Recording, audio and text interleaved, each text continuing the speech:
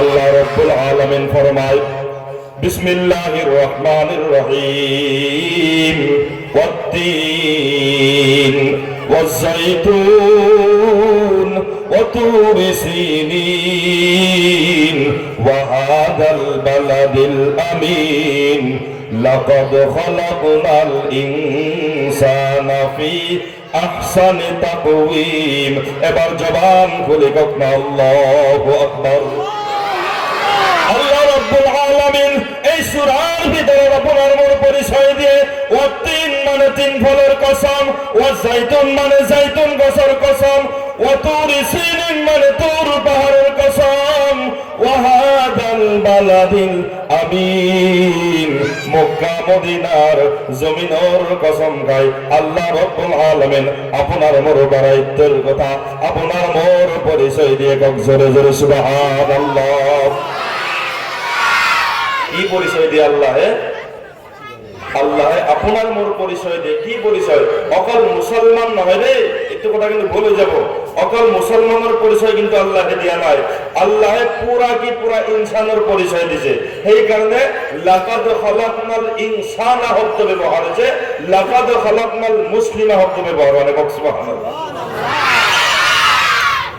আল্লাহ রাব্বুল আলামিন এই সূরার ভিতরে সর্বপ্রথম আমার আল্লাহ রাব্বুল আলামিন তিন ফলের কসম খালে শ্রেষ্ঠ ফল, তার পিছত আল্লাহ রাব্বুল আলামিন শ্রেষ্ঠ গাছের কসম খালে যাইতুন গাছ, এর পিছত আমার আল্লাহ রাব্বুল আলামিন মক্কা মদিনার জমিনের কসম খালে সুবহানাল্লাহ।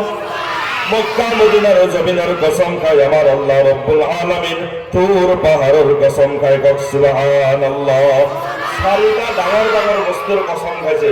চারিটা ডাঙর বস্তুর ভিতরে প্রথম হল তিন ফল। তিন ফল কোট পাওয়া যায়? জান্নাতে পাওয়া যায় সুবহানাল্লাহ। তো জান্নাতি ফলের ভিতরে শ্রেষ্ঠ ফল হল তিন। এই তিন ফলের কসম খাইছে, যাইতুন গাছের কসম খাইছে, ওয়া তুরি সিনিন তুর পাহাড়ের কসম খাইছে, যেখান পাহাড়ত উঠারতে মুসার লগত আমার আল্লাহ কথা পাতিছিল সুবহানাল্লাহ। তো তুর পাহাড়ত মুসায় উঠে আল্লাহে মুসার লগত কথা পাতে, এই পাহাড়ের কসম খাইছে। এইবার ওয়া হাদাল বালাদিল আমিন মক্কা মদিনার জমিনের কসম খাইছে। এই চারিটা এহেম বস্তুর কসম খায় আল্লাহ আপনার মোর পরিচয় দিয়ে লাকাদ খালাকনাল ইনসানা ফি আহসানি তাকওয়িম।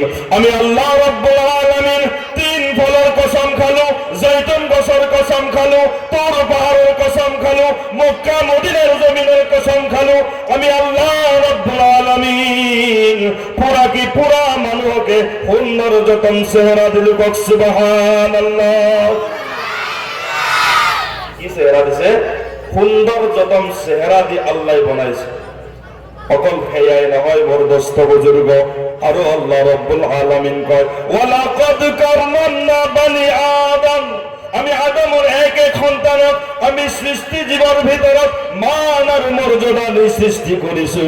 এবার জবান খুলি কখন সুবহানাল্লাহ। কি কৈছে?